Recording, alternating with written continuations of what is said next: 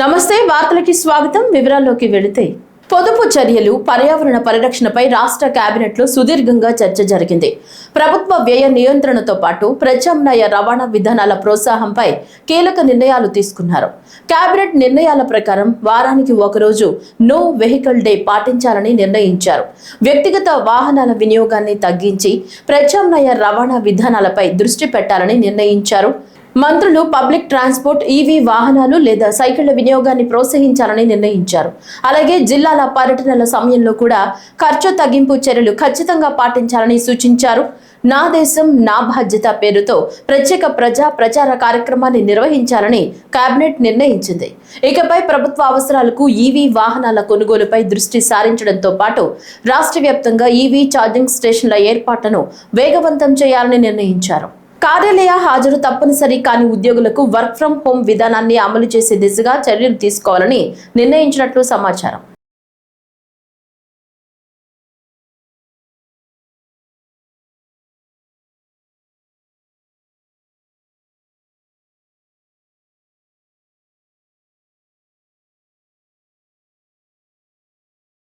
ముఖ్యమంత్రి చంద్రబాబు నాయుడు ఆదేశాలతో భారీగా కాన్వాయ్ కుదింపు చర్యలు చేపట్టారు.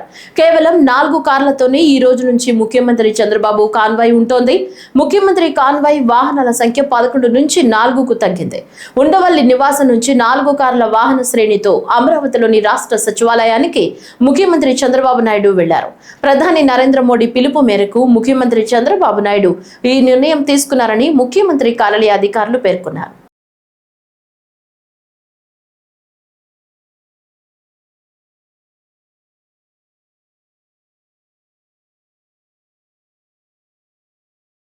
ప్రధాని నరేంద్ర మోడీ పిలుపు మేరకు రాష్ట్ర ఉప ముఖ్యమంత్రి పవన్ కళ్యాణ్ తన కాన్వాయ్ సగానికి కుదించుకున్నారు.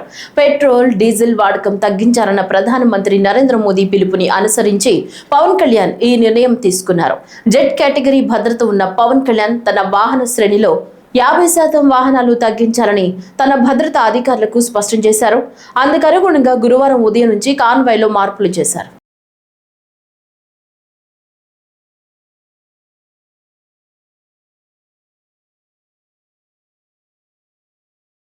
గుంటూరు జిల్లా తెనాలి పట్టణంలో ఆకట్టుకుంటున్న కెనాల్ లైట్స్ ట్రయల్ రన్ కార్యక్రమం బుధవారం రాత్రి ఘనంగా జరిగింది. విఎస్ఆర్ కాలేజ్ నుంచి వైకుంఠపురం వరకు ఏర్పాటు చేసిన సుందరమైన కెనాల్స్ లైట్స్ ను మంత్రి నాదెండ్ల మనోహర్ ప్రారంభించారు. ఈ సందర్భంగా మంత్రి మాట్లాడుతూ నియోజకవర్గ అభివృద్ధికి పటిష్టమైన ప్రణాళికతో ముందుకు సాగుతున్నామని తెలిపారు. ఆంధ్ర ప్యారిస్ గా పేరుగాంచిన తెనాలి పట్టణానికి మరింత వన్నె తెచ్చేలా అన్ని రంగాల్లో అభివృద్ధి పనులు చేపడుతున్నామని వెల్లడించారు. కార్యక్రమంలో భాగంగా పురపాలక సంఘం పరిధిలో కొనసాగుతున్న అభివృద్ధి కార్యక్రమాలపై అధికారులను అడిగి తెలుసుకున్న మంత్రి పనులను వేగవంతంగా పూర్తి చేయాలని ఆదేశించారు. తెనాలి నగర సౌందర్యానికి కొత్త అందాలు తీసుకువచ్చిన ఈ కెనాల్ లైట్స్ ప్రస్తుతం స్థానికులను విశేషంగా ఆకట్టుకుంటున్నాయి. ప్రణాళికబద్ధంగా ఆధునీకరణ, సుందరీకరణ, వాటితో పాటు మన ప్రజలందరూ గర్వపడే విధంగా, ఇది మా తెనాలి అనే భావన కలిగే విధంగా కొత్త ఆలోచనలతోటి ఈరోజు కాలువలపైన దీపాలు కొత్తగా అలంకరించి రాబోయే రోజుల్లో, నేను గతంలో కూడా చెప్పాను, నంది వెలుగు వరకు మనం ఈ 4 లేన్ల రహదారి పూర్తి చేసుకునే విధంగా ముందుగా మనకి విఎస్ఆర్ కాలేజ్ దగ్గర నుంచి అటు ఆటోనగర్ వరకు సెంట్రల్ లైటింగ్ చేయడమే కాకుండా ఖచ్చితంగా ప్రజలకు ఒక సేఫ్టీ పరంగా ఆలోచించి చక్కటి ఏర్పాట్లు చేస్తున్నాం. ఐతానగర్లో ఏదైతే మనం కొత్తగా పార్క్ ఏర్పాటు చేస్తున్నామో ఆ వంతెన దగ్గర నుంచి, విఎస్ఆర్ కాలేజ్ దగ్గర నుంచి డైరెక్ట్గా మనం వీలైనంత వరకు వైకుంఠపురం వరకు కూడా ఈ విధంగా కాలువలు నిర్మాణం చేసిన తర్వాత లైటింగ్ కూడా ఏర్పాటు చేసి కొత్తగా ఈ కార్యక్రమాన్ని చేసుకెళ్ళాం. మనస్ఫూర్తిగా నేను అభినందిస్తున్నాను. ఎందుకంటే కొత్త ఆలోచనలు చేసిన ఈ కార్యక్రమం, ఇటువంటి లైట్లు అన్ని ప్రాంతాల్లో దొరకవు. ఎంఈ గారు బెంగళూరుకి అటువంటి నగరాల్లో వెళ్ళి చూసి సెలెక్ట్ చేసి ఆ విధంగా ఈ కార్యక్రమాన్ని విజయవంతంగా ఈరోజు ప్రారంభించినందుకు కమిషనర్ గారికి, ఎంఈ గారికి, సిబ్బందికి అందరికీ కూడా నేను మనస్ఫూర్తిగా ఈ సందర్భంగా ధన్యవాదాలు తెలుపుకుంటున్నాను. ఇంకా అద్భుతమైన మార్పులు తీసుకొద్దాం, కలిసికట్టుగా పనిచేసి తెనాలికి ఉన్న ఆ వైభవాన్ని మరొకసారి మన అందరం ప్రజలకి అందించే విధంగా కష్టపడి పనిచేద్దాం. వైకుంఠపురం కాదు, విఎస్ఆర్ కాలేజ్ దగ్గర నుంచి దాదాపు వైకుంఠపురం వంతెన వరకు ఈ విధంగా రాబోయే రోజుల్లో ఏర్పాటు చేసి అద్భుతంగా కనపడే విధంగా చేస్తాం. రానున్న 2027 గోదావరి పుష్కరాలను విజయవంతంగా నిర్వహించేందుకు కాకినాడ జిల్లా యంత్రాంగం ముందస్తు ఏర్పాట్లపై దృష్టి సారించింది. ఇందులో భాగంగా జిల్లా కలెక్టర్ ఎంఎన్ హరీంద్ర ప్రసాద్ తాళ్లరేవు, కాజులూరు మండలాల్లోని పుష్కర ఘాట్లను అధికారులతో కలిసి పరిశీలించారు. మొదట తాళ్లరేవు మండలం ఇంజరం గ్రామం యానం సరిహద్దు ప్రాంతంలో కొత్తగా ప్రతిపాదించిన అరటికాయ లంక ఘాట్ను పరిశీలించిన కలెక్టర్ అక్కడి పరిస్థితులను R&B ఇరిగేషన్ అధికారులతో సమీక్షించారు. అనంతరం గోవలంక, గోపులంక, పిల్లంక ఘాట్లను సందర్శించి ప్రస్తుతం ఉన్న మౌలిక సదుపాయాలను పరిశీలించారు. తదుపరి కాజులూరు మండలం కోలంక గ్రామ శివారులోని పెద్దలంక పుష్కర ఘాట్ను జిల్లా కలెక్టర్ పరిశీలించారు. ఈ సందర్భంగా రహదారి అనుసంధానం, నీటి ప్రవాహం, లోతు పరిస్థితులు, భద్రతా చర్యలు, పారిశుద్ధ్య నిర్వహణ వంటి అంశాలపై అధికారులతో చర్చించారు.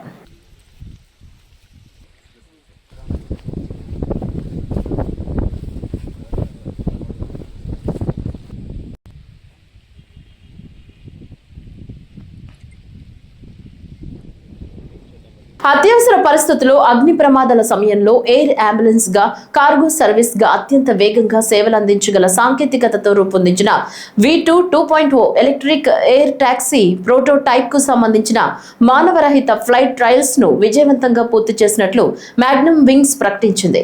ఆంధ్రప్రదేశ్ లో అభివృద్ధి చేసిన ఈ Magnum wings V2 2.0 electric air taxi ఇప్పటికే స్ట్రక్చరల్ టెస్టింగ్ ను విజయవంతంగా పూర్తి చేసుకున్న విషయం తెలిసిందే. తాజాగా పూర్తి స్థాయి అన్మాన్డ్ ఫ్లైట్ ట్రయల్స్ ని కూడా సక్సెస్ఫుల్ గా పూర్తి చేసినట్లు సంస్థ వెల్లడించింది. ఈ విజయంతో ప్రజల ముందుకు ఫ్లయింగ్ ఎయిర్ టాక్సీ టెక్నాలజీని ప్రదర్శించిన భారతదేశంలోని తొలి సంస్థగా మ్యాగ్నమ్ వింగ్స్ నిలిచింది.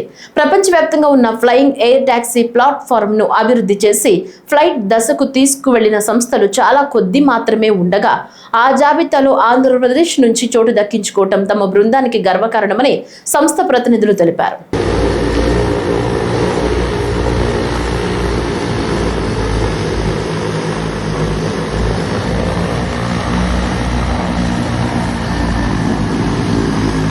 రేపల్లి నియోజకవర్గం రాజకీయాల్లో కీలక పరిణామం చోటు చేసుకుంది. కాంగ్రెస్ పార్టీ రేపల్లి నియోజకవర్గ ఇన్ఛార్జిగా ఉన్న మోపిదేవి శ్రీనివాసరావు వైఎస్ఆర్ కాంగ్రెస్ పార్టీలో చేరేందుకు భారీ ర్యాలీతో తాడేపల్లిలోని పార్టీ కార్యాలయానికి బయలుదేరారు. ఈ కార్యక్రమంలో పార్టీ కార్యకర్తలు, అభిమానులు, నాయకులు భారీ సంఖ్యలో పాల్గొన్నారు. ఈ సందర్భంగా మాజీ వైఎస్ఆర్ పార్టీ ఇన్ఛార్జి ఊరు గణేష్ మాట్లాడుతూ పార్టీలో ఎవరు ఉన్నారో లేరని చూడకుండా వైఎస్ జగన్మోహన్ రెడ్డిని చూసి ముందుకు సాగాలని కార్యకర్తలకు పిలుపునిచ్చారు. రాబోయే ఎన్నికల్లో జగన్ ను మళ్లీ ముఖ్యమంత్రిగా చేయడమే ప్రతి కార్యకర్త లక్ష్యమని, ఆ దిశగా అందరూ కృషి చేయాలని పిలుపునిచ్చారు. అలాగే మోపిదేవి శ్రీనివాసరావును భవిష్యత్తులో మంత్రిగా చూడాలనేది కార్యకర్తల ఆకాంక్ష అని పేర్కొన్నారు. ఈ ర్యాలీలో మోపిదేవి శ్రీనివాసరావు అభిమానులు, పార్టీ కార్యకర్తలు, స్థానిక నాయకులు పెద్ద ఎత్తున పాల్గొన్నారు.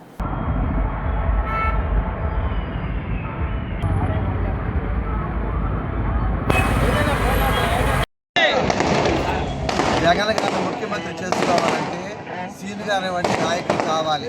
మనకి రేపు సీట్ ఎవరికని కాదు, ఆయన వచ్చినప్పుడు ఆయన ఒకే ఒక మాట అన్నారు, మనం అంతాగా జగన్ గారిని ముఖ్యమంత్రి చేసుకోవాలి అని ఒకే ఒక మాట చెప్పాడు. కాబట్టి ఆయనకి మనం అందరం తప్పకుండా సహాయ సహకారాలు అందించాలి. కడప జిల్లా పులివెందులలో దొంగతనాలు చేస్తున్న 13 మంది దొంగలను పులివెందుల అర్బన్ పోలీసులు అరెస్ట్ చేశారు. వీరి వద్ద నుంచి సుమారు 53 లక్షల విలువ గల 19 బైకులు, 1 కేజీ వెండి, 194 గ్రాముల బంగారు నగలు, 2 మొబైల్స్ ఫోన్లను స్వాధీనం చేసుకున్నారు.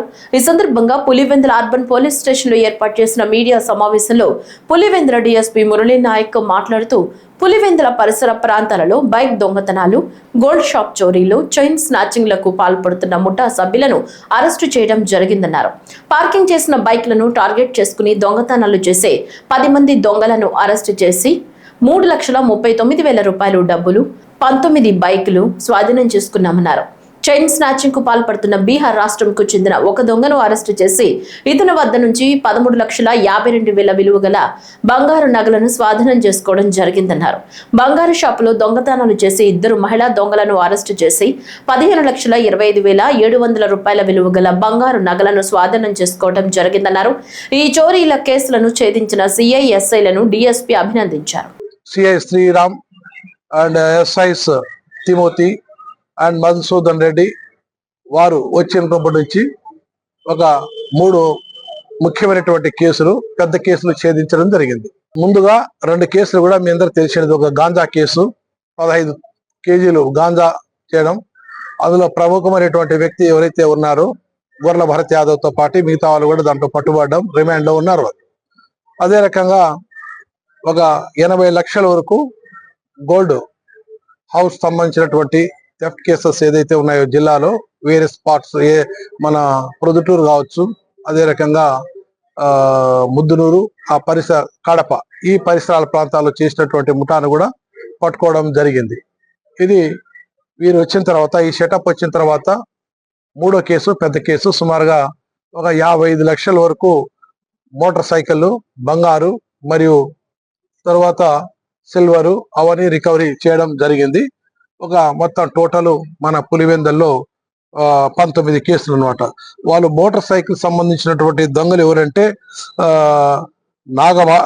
నాగభాష, సరుకులపేట నాగభాష అనేవాడు, బూసిపాటి కుమార్ అని, గొండోల గంగయ్య అని చెప్పి, హుషేన్ అని చెప్పి, విజయ్ అని, వీళ్ళు 5 మెంబర్స్ అనంతపురం జిల్లా ముదిగుబ్బకు సంబంధించినటువంటి వారు.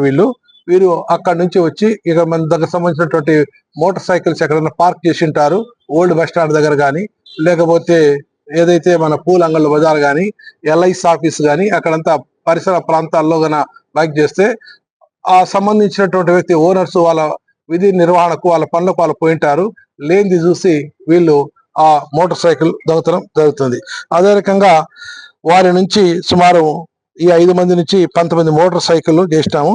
కమలాపురం నియోజకవర్గ పర్యటనలో భాగంగా పెండ్లిమర్రి మండలం వెల్లటూరు జెడ్పీ హై స్కూల్లో నిర్మిస్తున్న సెంట్రలైజ్డ్ స్మార్ట్ కిచెన్ భవన నిర్మాణ పనులను జిల్లా కలెక్టర్ డాక్టర్ శ్రీధర్ చెరుకురి పరిశీలించారు. ఈ సందర్భంగా పనుల పురోగతిపై ఇంజనీరింగ్ అధికారులకు పలు సూచనలు చేసిన కలెక్టర్ పాఠశాల పునఃప్రారంభం నాటికి స్మార్ట్ కిచెన్ షెడ్లను అందుబాటులోకి తీసుకురావాలని ఆదేశించారు. విద్యార్థులకు నాణ్యమైన, శుచికరమైన, రుచికరమైన భోజనం అందించేందుకు బాధ్యతతో పనిచేయాలని వంట నిర్వాహకులకు సూచించారు. కార్యక్రమంలో డ్వామా, డిఆర్డీఏ అధికారులు, స్థానిక నాయకులు పాల్గొన్నారు.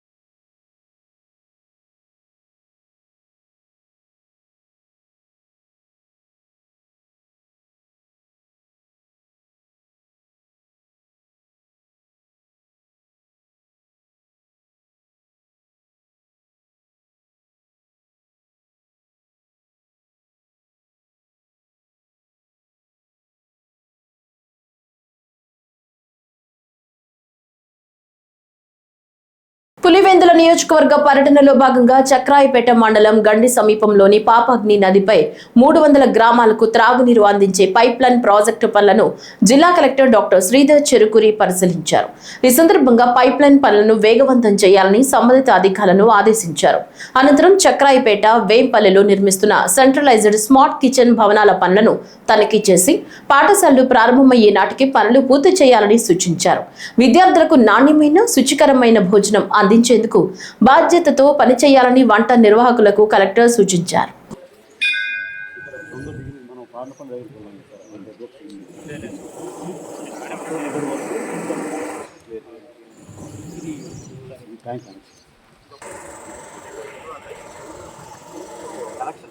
అతను ల్యాండ్ లోంచి వెళ్ళాలి సార్ పైప్ లైన్.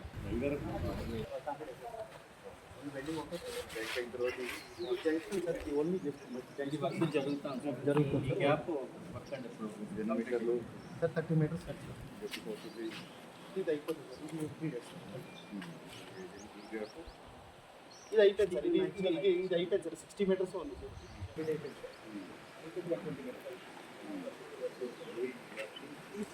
ఇవన్నీ అయిపోయింది సార్.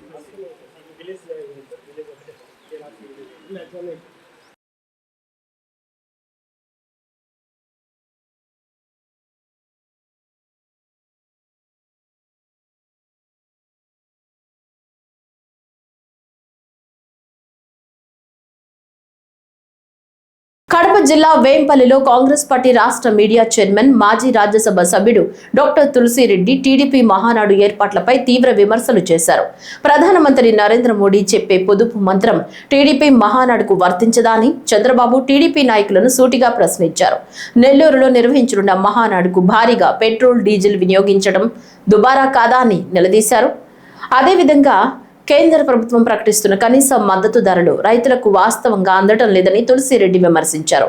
కేవలం మద్దతు ధర ప్రకటించడం కాకుండా కొనుగోలు కేంద్రాలు ఏర్పాటు చేసి రైతుల పంటలను ప్రభుత్వమే కొనుగోలు చేయాలని డిమాండ్ చేశారు.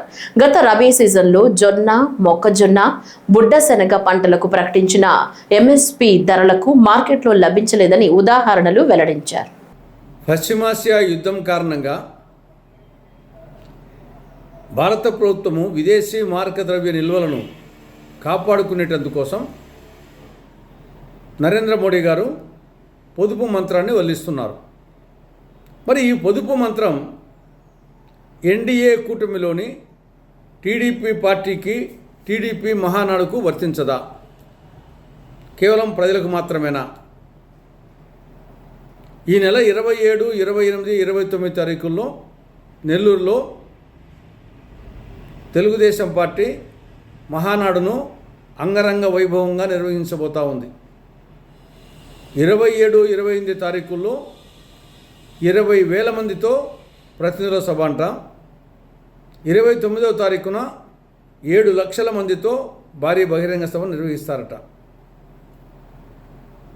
అందుకు తగ్గ ఏర్పాటు జరుగుతూ ఉన్నాయి. అత్యంత వైభవంగా, ప్రతిష్టాత్మకంగా తెలుగుదేశం పార్టీ చరిత్రలో నిలిచిపోయే విధంగా నెల్లూరు మహానాడును నిర్వహించాలని టీడీపీ నాయకులు చెప్తున్నారు. ఇది దుబారా కాదా? ఒకవైపు పెట్రోలు, డీజిల్ వినియోగం తగ్గించాలని ప్రధానమంత్రి నరేంద్ర మోడీ చెప్తా ఉంటే, మరొక వైపు మహానాడు పేరుతో డీజిల్, పెట్రోల్ వినియోగాన్ని విచ్చలవిడిగా ఎక్కువ చేయడం టీడీపీ వాళ్ళు చేయడం, ఇది ఏమాత్రం సమంజసం? దీనికి చంద్రబాబు నాయుడు గారు, తెలుగుదేశం పార్టీ నాయకులు సమాధానం చెప్పాలి, చెప్పి తీరాలి. ఇక రెండవ అంశం కనీస మద్దతు ధర. నిన్న కేంద్ర ప్రభుత్వం 2026-27 ఖరీఫ్ కాలానికి సంబంధించి 14 పంటలకు కనీస మద్దతు ధర ప్రకటించడం జరిగింది. అందులో మొక్కజొన్నకు పిల్లికి బిచ్చం వేసినట్లు క్వింటాలకు 10 రూపాయలు పెంచింది. కడపలో ఇటీవల జరిగిన 2 వర్గాల ఘర్షణ ఘటనపై మాజీ డిప్యూటీ సీఎం ఎస్బి అంజద్ బాషా స్పందించారు.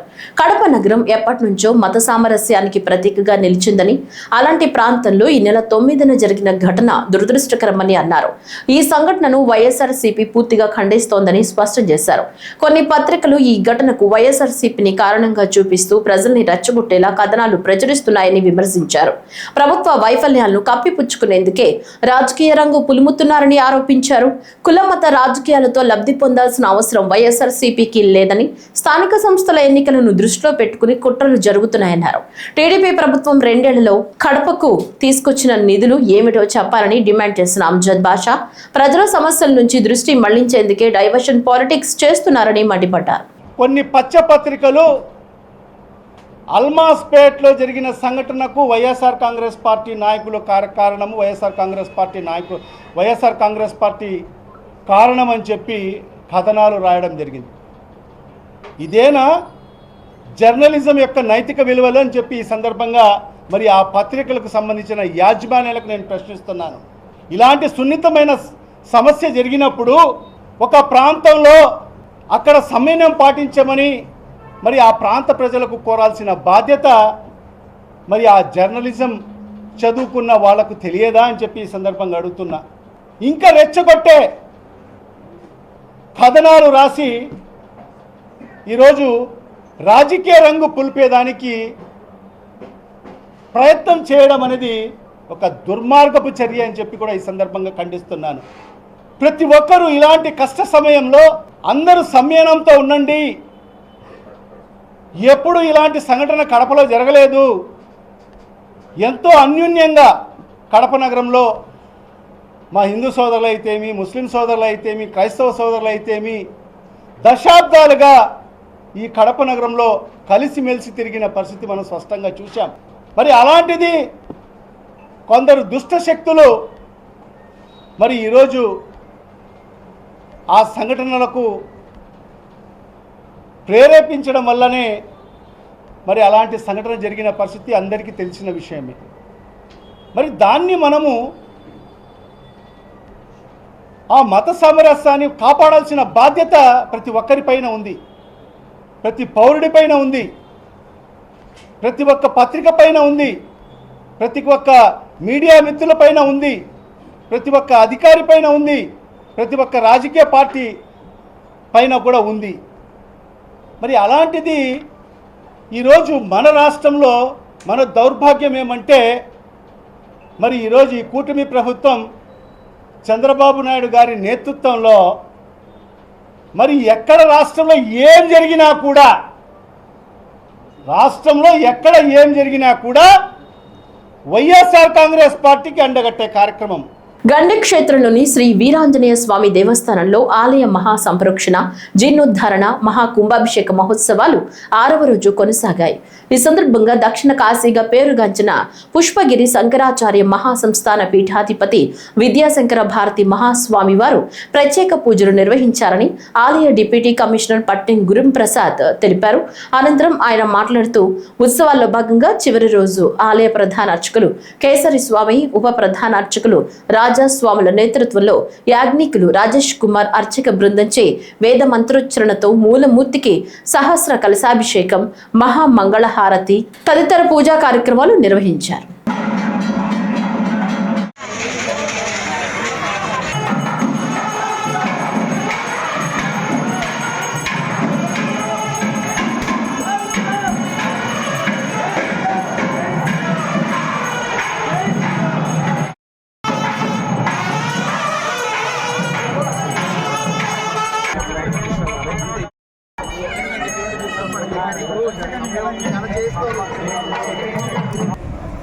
ఇదే బ్రహ్మదేవుడికి కాలస్వరూపంగా ఈ రూపం ఉన్నది. దుర్మార్గులైనటువంటి వారిని వదిలిన ఇనప శిలాతో విషంతో రాస్తారు. దీనికి అనేటువంటి భక్తులు అక్కడికి వెళ్ళాలి అనేటువంటి ఆశ ఆరంభమై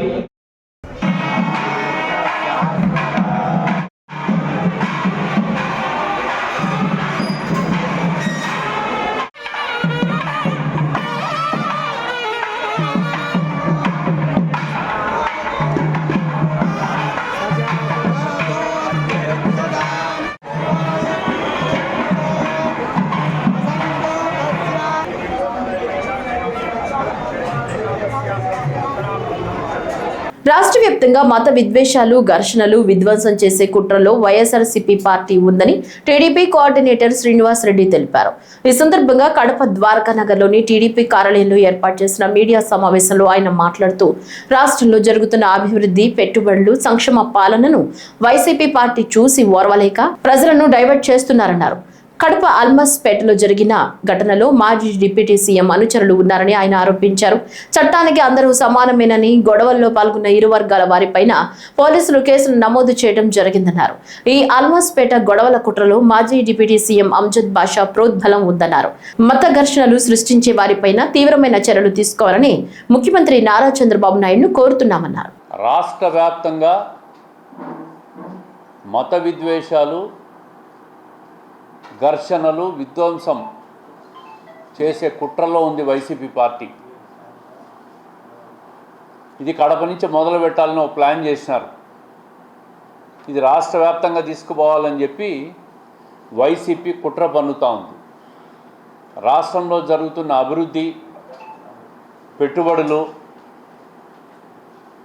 ఒక మంచి పరిపాలన ఇవన్నీ చూసి రాష్ట్రాన్ని, ప్రజలను డైవర్ట్ చేసేదానికి రకరకాల కుట్రలు. మొన్న కడపలో జరిగిన అల్మాస్పేట సంఘటన చూస్తే ఒక్కసారి వాస్తవాలు బయటకు వస్తూ ఉన్నాయి. అహ్మద్ బాషా, షేక్ సయ్యద్ అహ్మద్ బాషా, జాకిర్ హుస్సేను, షేక్ మహమ్మద్ తాహిర్, జాఫర్ బాషా, ఎంఐఎం ఆలీ,